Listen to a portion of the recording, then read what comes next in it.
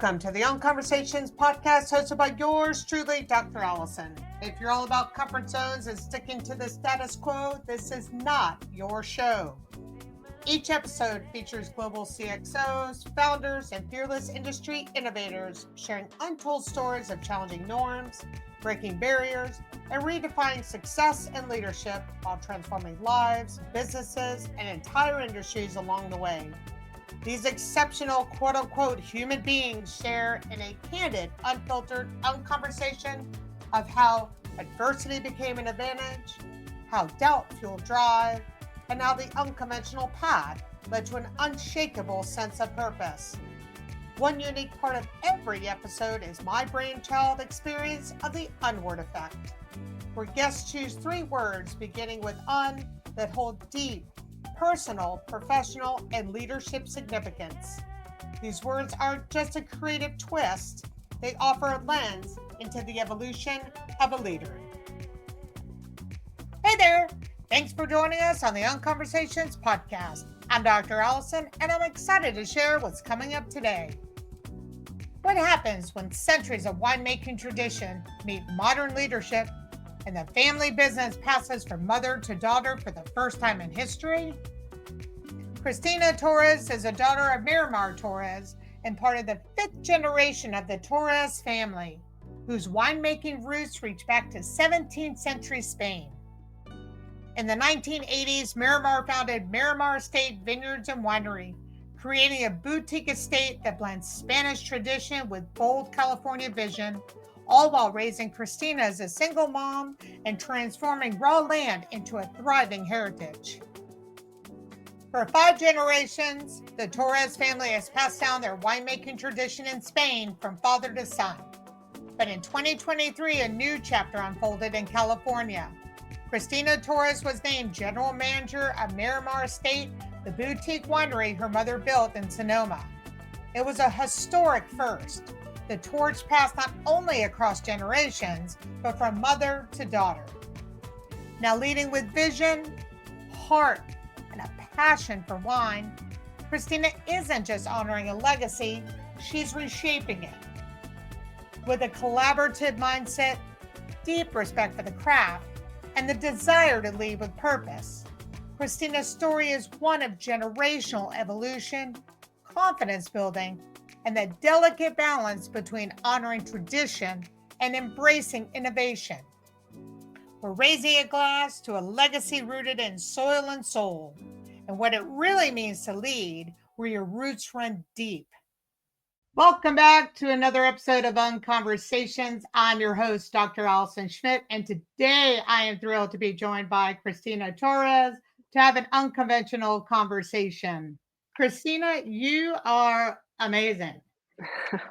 Your cultural background is like, I want to travel the world with you.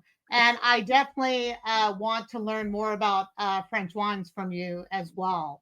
But what an absolute amazing history you come from. Like, it is absolutely, you must be so proud. And I am just so excited to talk with you, and what an amazing experience you and your mom must be having, and how proud she must be of you. So thank you so much for joining me today. Good to be with you. Excited to chat today. Yeah, thank you. So I like to have a little fun, and I'm so happy that you were willing to participate. And I think it's a really great way for my listeners to get to know my speakers more on a professional level, more on an intimate level. And I asked you to come up with 3 words that begin with un. And we were on a phone call and you started throwing a bunch out. And I was like, this is great. She seems to be having a lot of fun with this. And the 3 that you came up with and you shared with me, I think are just perfect. And the first one, well, actually, let me back this up. I would love to hear what your process, I know I'm so excited. I'm so ready to dive into it. Yeah.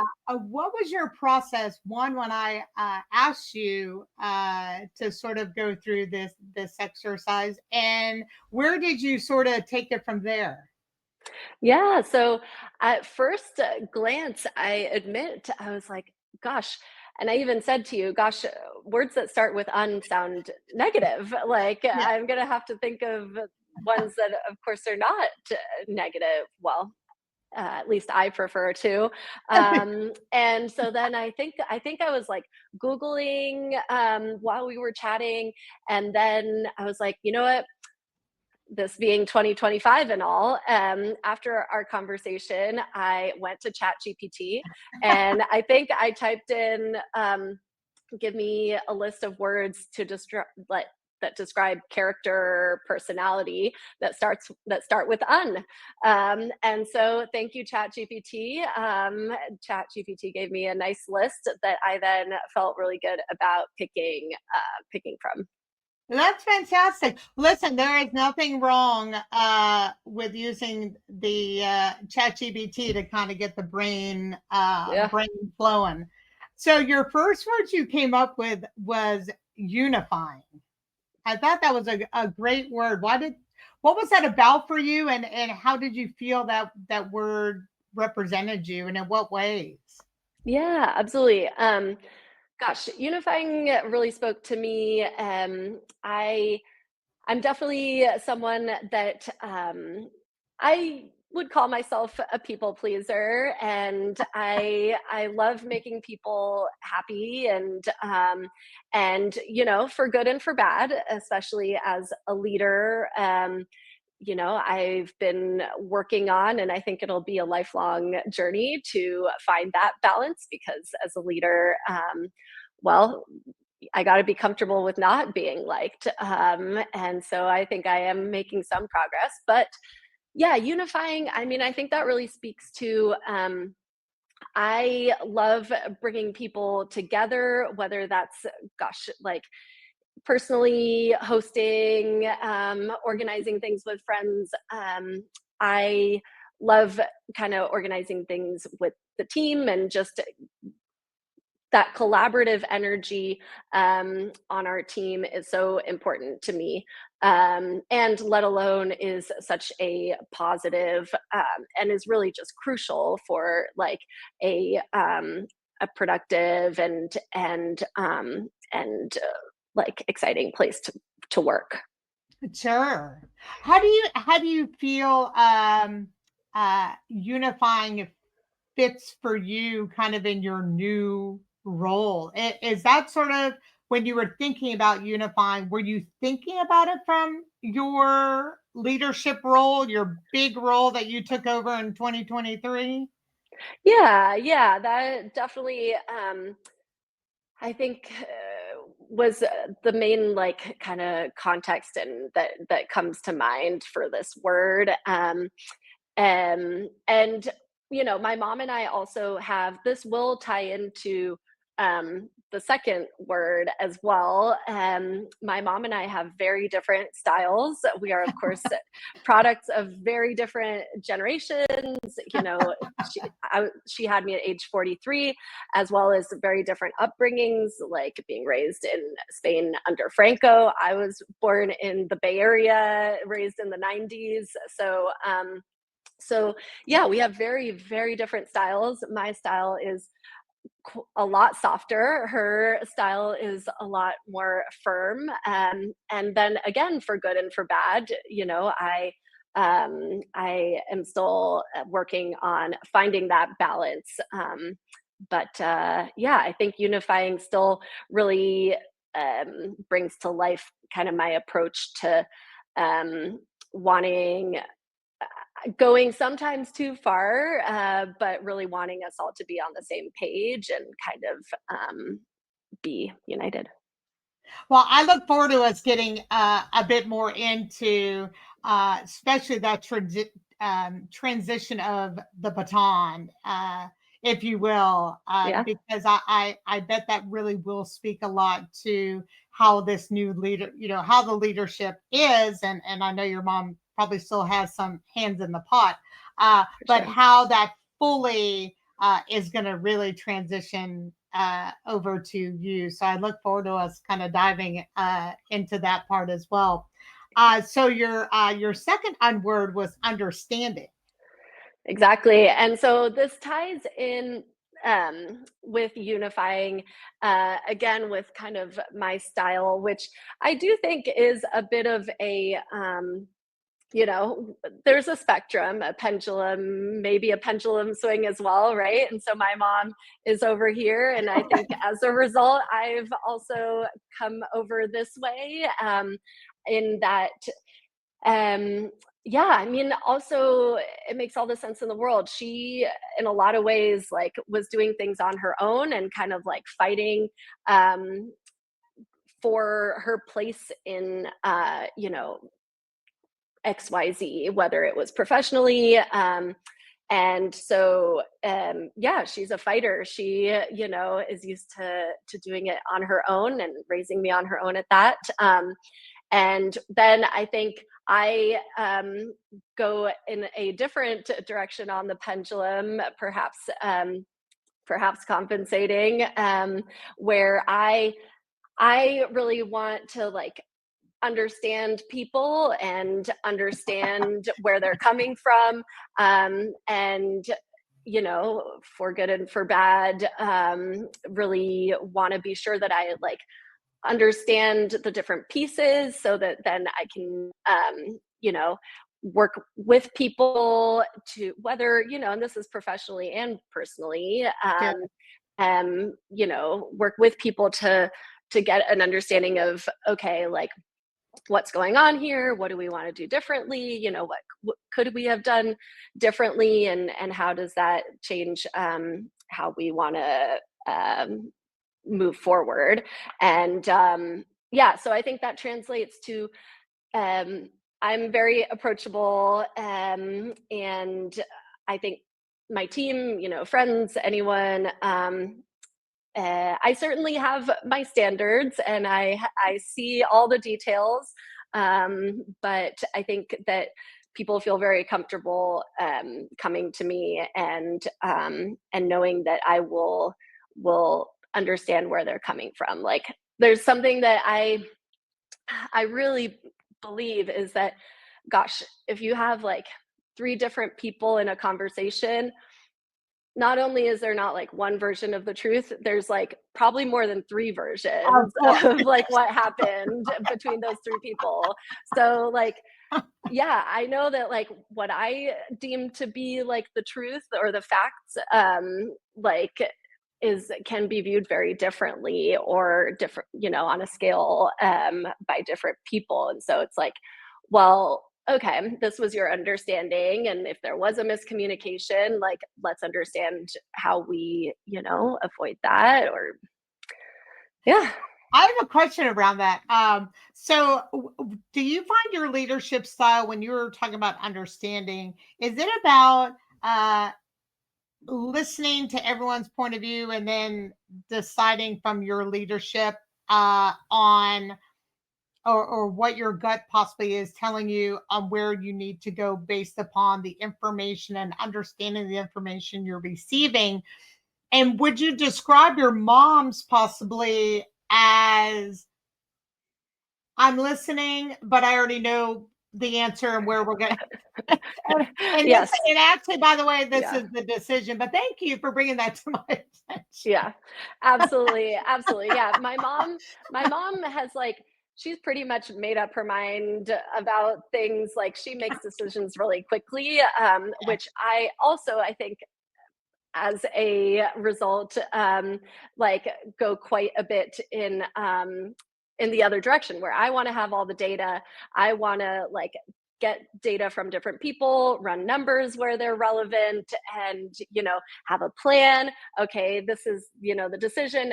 What's the path to making that decision? You know, if it's a more complex and, you know, meaningful decision.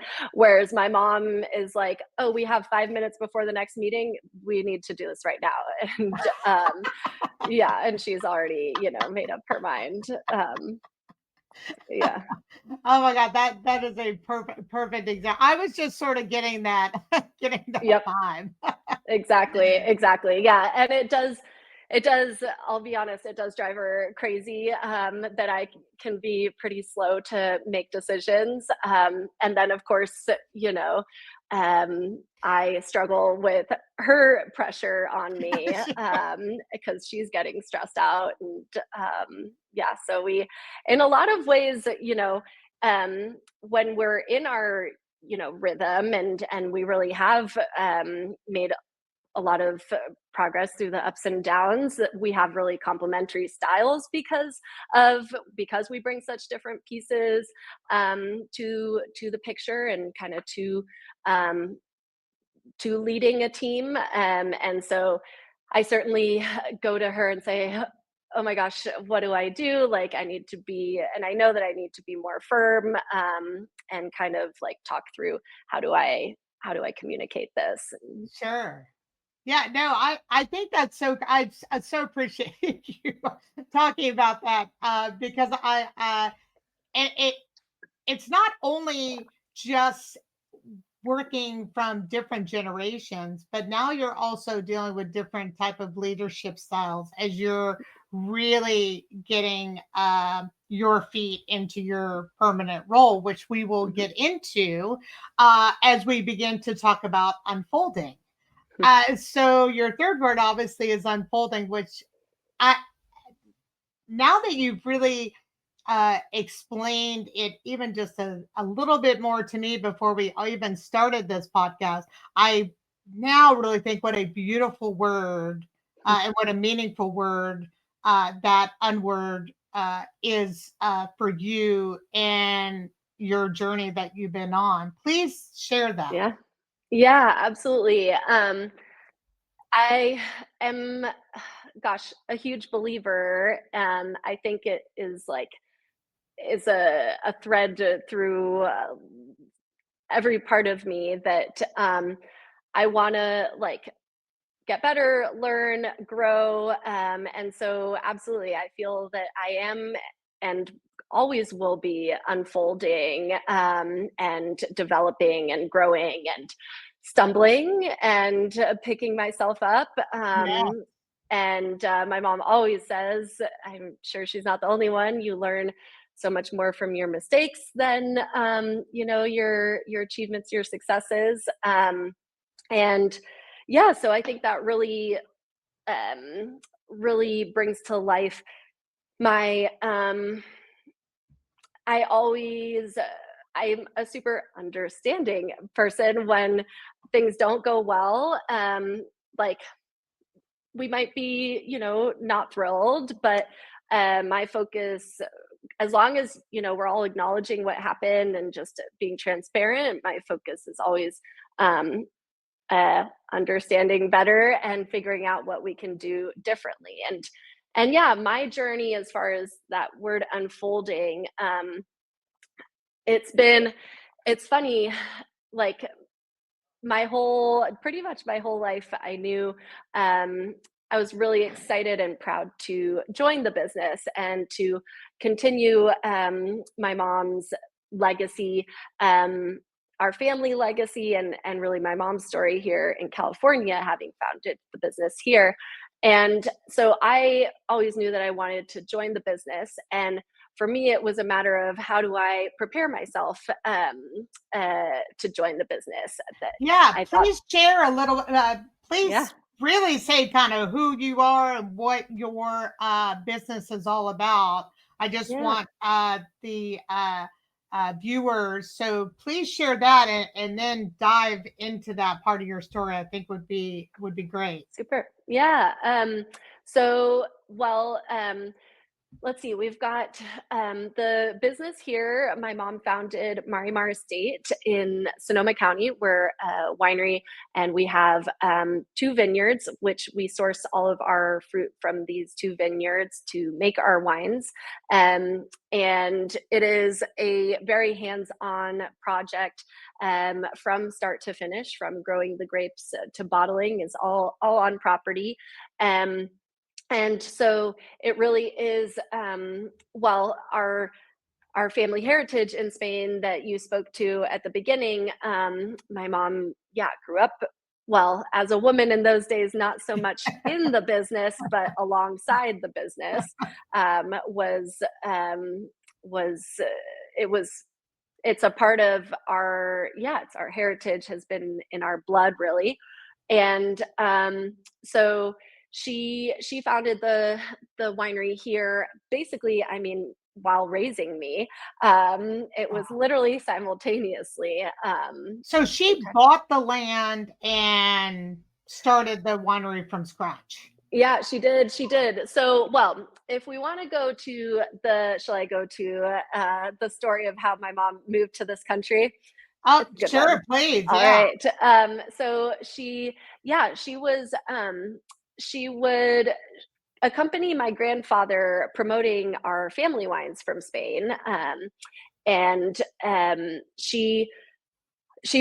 they were traveling all over, and he really was the ultimate salesman, had a vision for exports, and on a trip to California, she ended up meeting a wine writer, a critic, and they fell in love. And much to my grandparents' disappointment and disapproval, they got married, and my mom moved to San Francisco in 1975.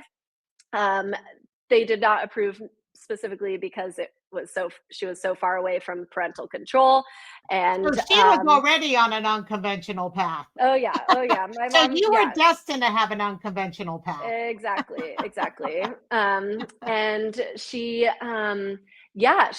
literally moved from Spain under Franco in like the 70s to San Francisco in the 70s, and it was just a whole another world of opportunity for her in this country, as a woman especially. And so she hit the pavement, and she was selling our family wines from Spain throughout North America, and sold a heck of a lot of wine. And actually, we have some old photos of the business in Spain right here over my shoulder. Yeah, from the winery. And so in the early 80s, they did divorce, and she decided to stay. Again, my grandparents were sure hoping that she would move back to Spain, but she just was like a fish in water in this country, and started dreaming about making her own wine here in California. So in the early 80s, she began looking for property, and bought this land. I'm right now in her office at the winery, and bought this land, the original piece, in 83. And then the first vines were planted in 86. The first wine was our 89 Chardonnay. I was born in 88, and true to form, she did not skip a beat and decided, well, why not raise a child on her own as a single parent, literally while starting the business. The winery was built in 92 when I was 3 years old. And she had also written 2 cookbooks by the time I was like 3 years old. So Wow. that's Marimar in a nutshell for you. Wow. So you had very big shoes. Yeah, Uh, uh, yeah. And fortunately, I've never felt like I had to, fill those shoes, or that's I wonderful. don't know. Yeah, I think because my mom has always like given me so much space and room to shine and like develop. I mean, she certainly has always had opinions, but she just really like, she gives me that space to shine. And so I've never, I fortunately haven't felt, this, well, for the most part, I haven't felt a like a burden or Until now. yeah. So thank you for sharing that. So as I was reading through your bio, you had your own amazing journey. Were you always set up, or your mom always had plans for you to eventually take over the winery?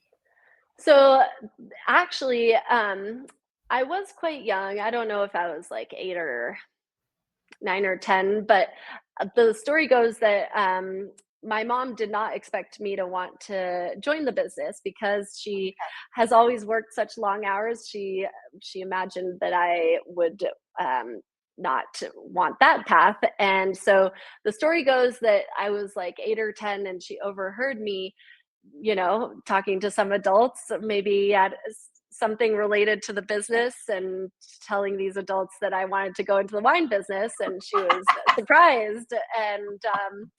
And yeah, so for me, it's like, minus the whole like brief little bits of, oh, I want to be, in fact, a grocery store cashier. I loved the Judy at Molly Stone's in Sausalito was like my favorite Yeah. person. So besides that, that Yeah. brief career dream of being a grocery store checkout person.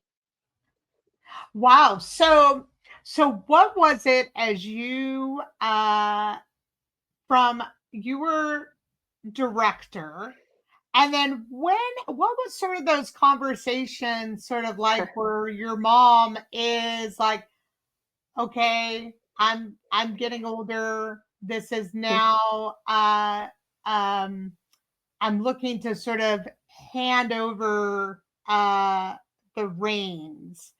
Uh what was that conversation like, and how were you feeling about that, especially as a leader? Because one, you're director, you're hands on with your mom, you're working together, but now it's another thing where, and of course I don't see her completely out No, no, no, at no. all. I'm not saying that at all. But with what you were talking about with you know, being another female in a still a very dominated industry, what was sort of that conversation like with your mom? Yeah. So, well, I indeed joined the business, as you mentioned, in 2020. And I will say that fortunately, I think it was really ideal that when she did name me GM, 3 years in, it wasn't like a big change from one day to the next. So I think that was really ideal in the sense that I was already, slowly but surely getting involved in really all parts of the business. Um and so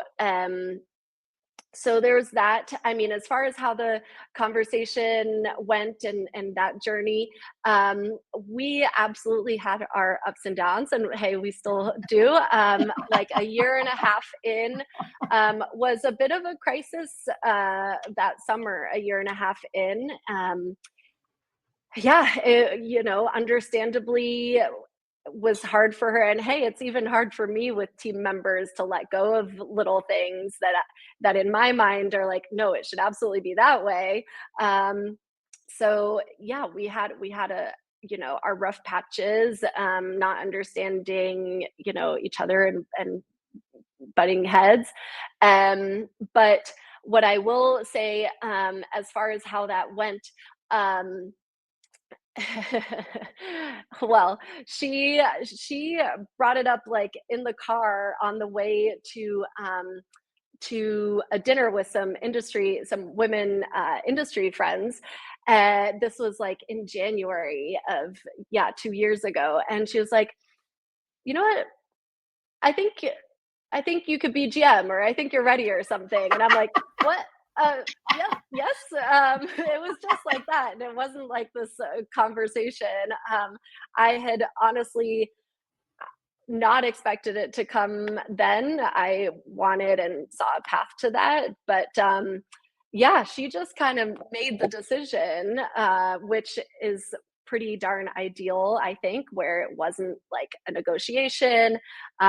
She something a switch flipped, and she thought I was ready and it was the right time. And so then, yeah, so it was like pretty quick from there. She actually even um like we did define, okay, our roles and a little bit what that would change as far as like responsibilities and Sure. people who rolls up to who on the team. And then a funny thing, we have a huddle twice a week for our team here at the winery. Just like Tuesday, Thursday mornings, a quick, like, what is everyone focusing on or anything they want to share. And so she just like brings it up during huddle that I'm GM, like without, having talked about when we were going to tell the team or anything. And was just like, just out there.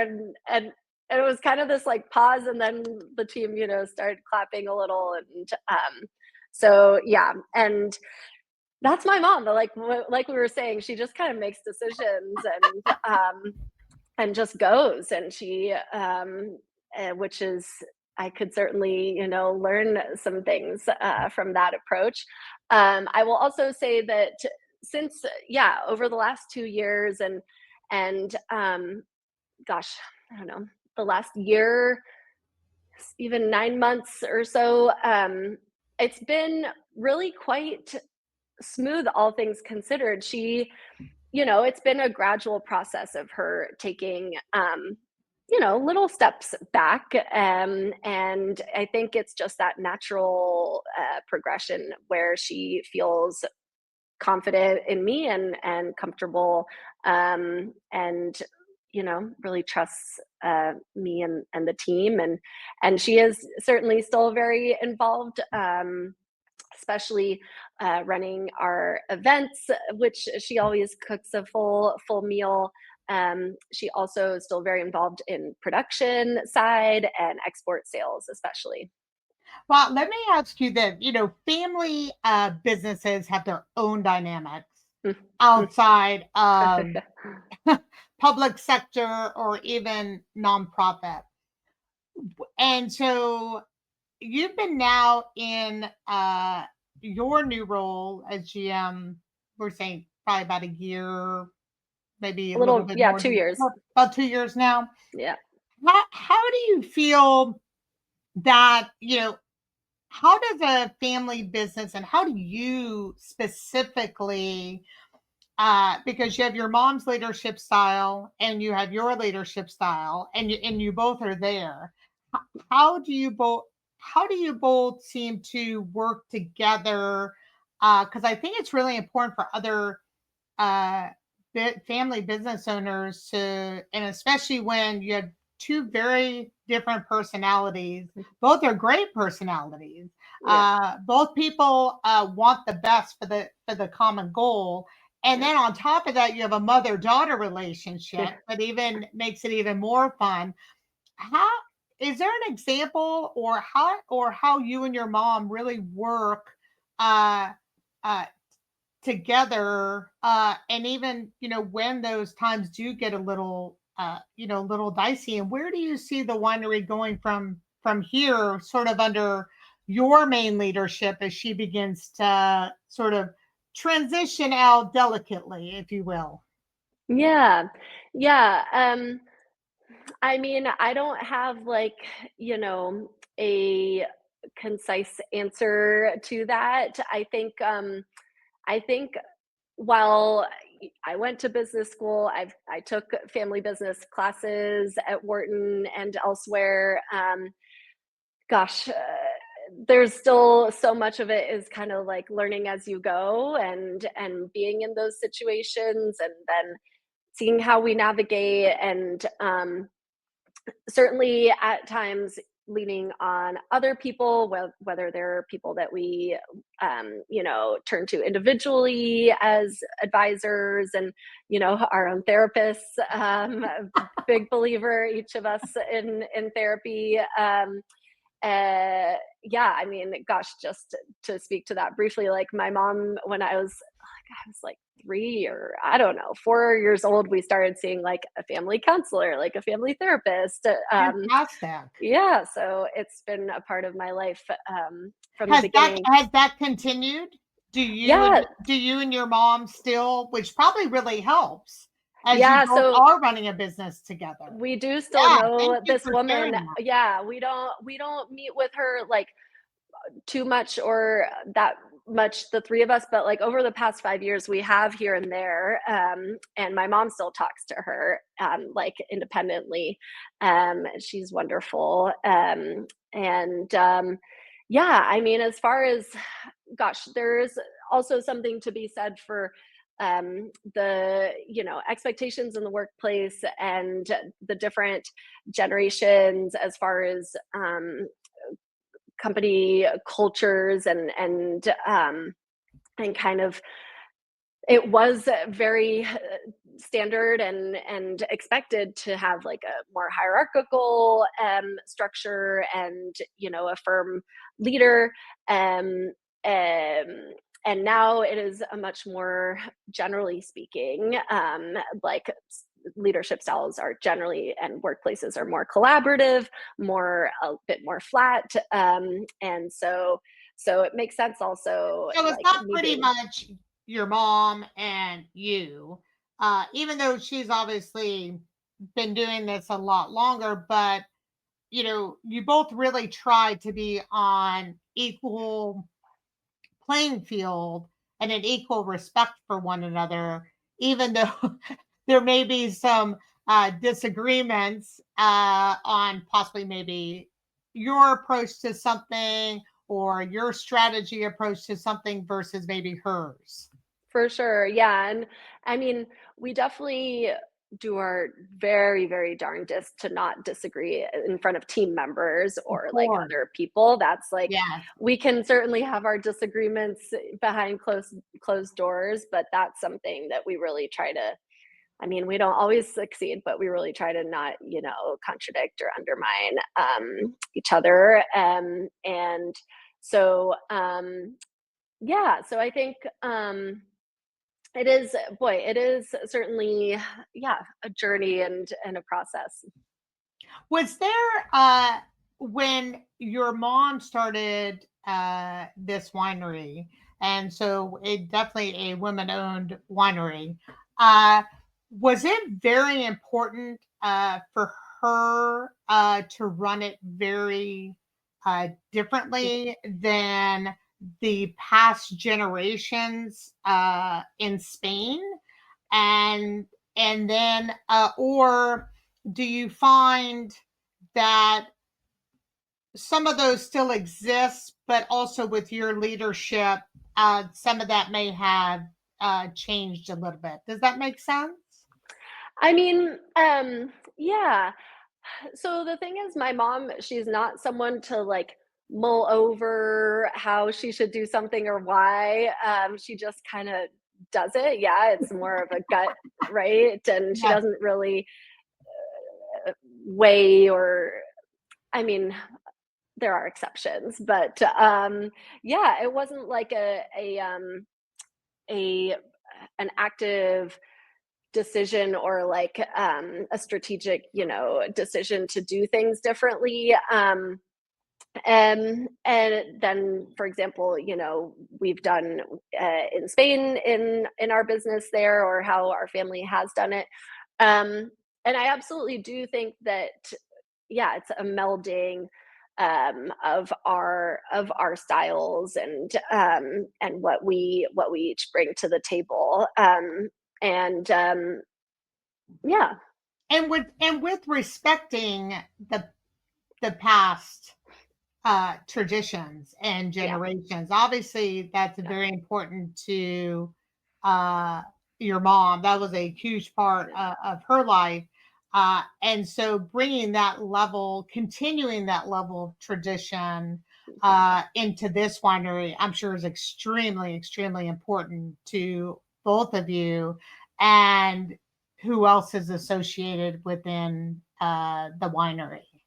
Yeah, yeah, absolutely, absolutely, and people might think that my mom is such a rebel and she stuck out on her own. And while there is truth there, she still always, through it all, still always wanted to make her family proud. And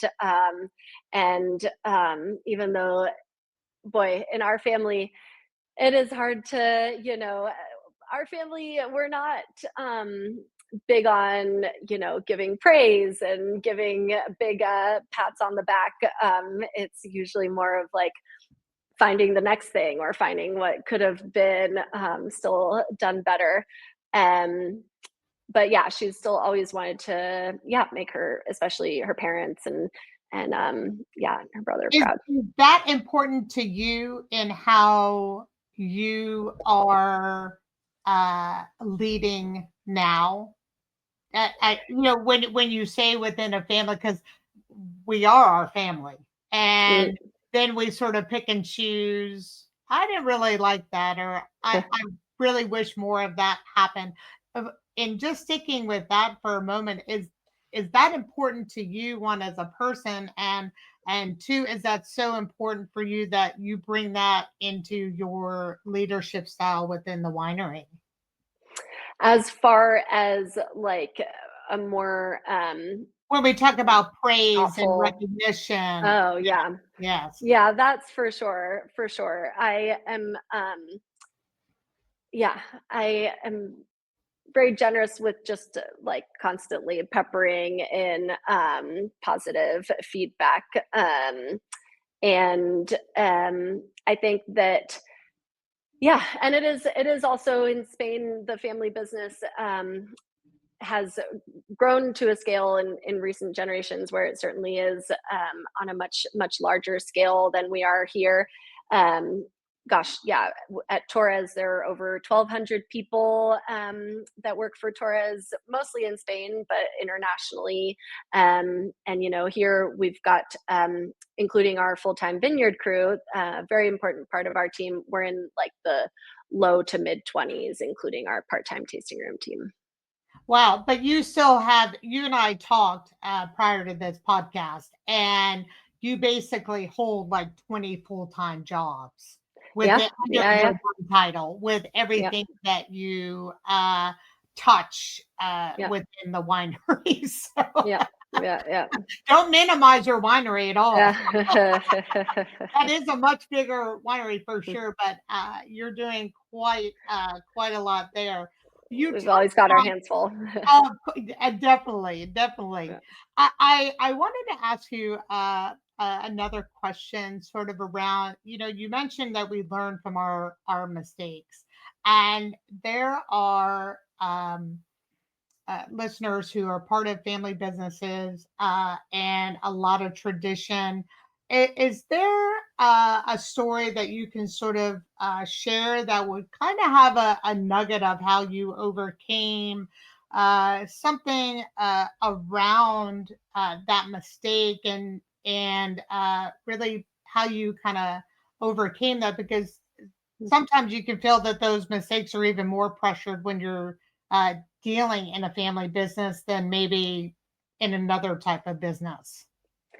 You know, I think a key piece there for me, and which I think is a healthy thing for like a next generation of a member of a family business, um, is like really wanting to prove myself. And so for me, I really wanted to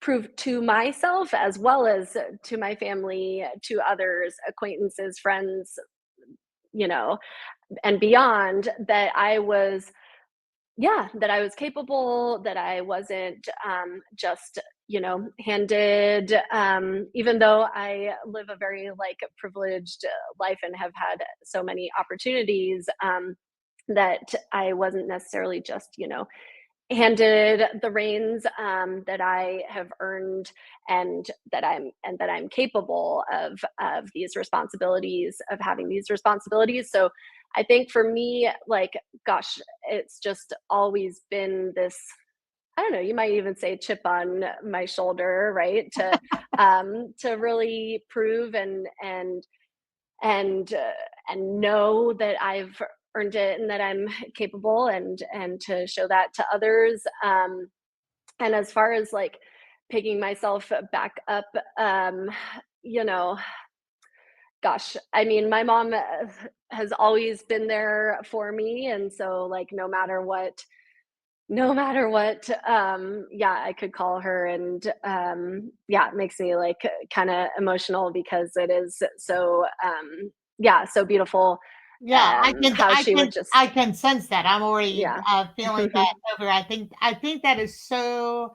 I think that's so beautiful. I had the opportunity to read the article in Fortune that came out with you and your mom, and it was so beautifully written, and I felt like I already knew you and your mom. I just got this sense about I'm even getting emotional. It's just I just got the sense of just how just really beautifully close the two of you are, no matter how much you butt heads Yeah, that we talked for about. sure. And that's that's family business and that's family business dynamic. But just knowing at the end of the day that she's got you There's no matter nothing, what yeah, happens, no matter and what. you know uh, there's the business, but then there's family, and that family Mhm. will always be stronger Oh yeah. than the business. And so I got Yeah. a really wonderful sense of that. Uh, One, I read that article, and two, I had the greatest pleasure of meeting you in Dallas and to drink your delicious, delicious wine. So Yeah. anybody that is in the California Sonoma area, if they're Miramar Estates, you have got to go. The wine is Yes. beautiful. It is delicious, and I I just wanted to mention that that article because I got that sense. So as you were Oh, getting thank you. emotional, I was Yeah. that article was popping into my head, and I think Yeah. to be able to have that support, and that's why I That's enjoy huge. doing this podcast so much Yeah. because it really shows, and I want to demonstrate not only unconventional, excellent leaders, but that we're all human. And at the end of the day, we're doing the best we can. And sometimes the stakes are really high, and especially sometimes they can feel even higher Yeah. when you have a ton of family tradition behind you. But knowing that you have your mom at the end of the day, I mean, that's just It's everything. Yeah. it's everything. It's Yeah. everything. Christina, Yeah. I like to Absolutely. always leave a few minutes left. And of course, if you don't have anything else, that is fine because this was absolutely beautiful. I do like to ask my speakers if there's anything that they want to ask me, or if they feel through this podcast there was something like, oh, I did want to mention that. I just want to be able to give you that opportunity. Yeah. Gosh, I mean, I think uh, I think just to speak to the pride that I feel, and that all the members of our team feel, um, the excitement that gives us that confidence, that purpose, even though there are plenty of days when I don't feel confident, but plenty. But gosh, these beautiful wines that we produce, that we have a phenomenal vineyard crew, and we all put our heart and soul into, that we love sharing these wines. It's really gosh, I count my lucky stars, a lot of days of being able to dedicate myself to producing great wines and sharing them and bringing joy to people. It sounds cliche, but it is true that it's a really special thing that, as you mentioned, we love welcoming people to the estate. We're in Sebastopol in Russian River Valley, and we're open 7 days a week. We actually just rolled out a new tapas menu for our tapas Oh, and wine pairing. Yep. And yeah, and then you can also find us online, and buy any of our wines online on our website. So yeah, it's just really it's a really special thing. And boy, I try to keep things in perspective. And, at the end of the day, we're making and selling wine. We're not saving lives, even though we do think that our wine can contribute very positively to people's lives. So yeah, I try to keep things in perspective and not take things and ourselves too seriously, even when it feels like, oh my gosh, I don't know what to do, and this is like a disaster. And what's the path forward here? How do I navigate it?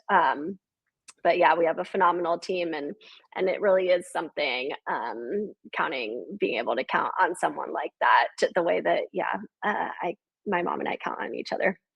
I think that's beautiful, and I think it's really amazing. I speak to many business owners and founders, and one of the things that they have in common is finding that support system, that someone or amount of people that you can be completely vulnerable and go, this is a really shitty day happening. What am I going to do? And to Yeah, be able to talk to people without having to worry and having that confidant that can help and guide you. Uh, I agree with you that that is so important and so crucial to have. yeah. And so I really appreciate you sharing.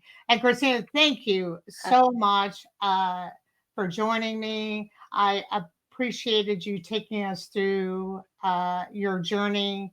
And it has just been an absolute pleasure in talking with you today. Thank you. A real pleasure too. It's really exciting, really interesting what you're doing. And yeah, I think like a toast really and to the women who paved the way before us, and the women, who will continue to achieve great things. We're going to end it on that. That is beautiful. Thank you. That wraps up today's episode of Unconversation. A huge thank you to Cristina Torres for joining us today. Until next time, keep challenging the norm and striving for excellence in all you do. Christina, thank you so much again. My pleasure. Thanks, Allison. Thank you. Thanks for streaming the Unconversations podcast, the space where unconventional excellence takes center stage and spotlights global visionaries who don't just follow the rules, they reinvent them. This isn't just a podcast, it's a movement. If you felt the onward effect, don't just scroll, unleash your support. Unsubscribe from silence. Hit that follow, drop a like, and leave a comment to keep the Unconversations going and amplifying the voices that are shaping the future. Looking for our podcast?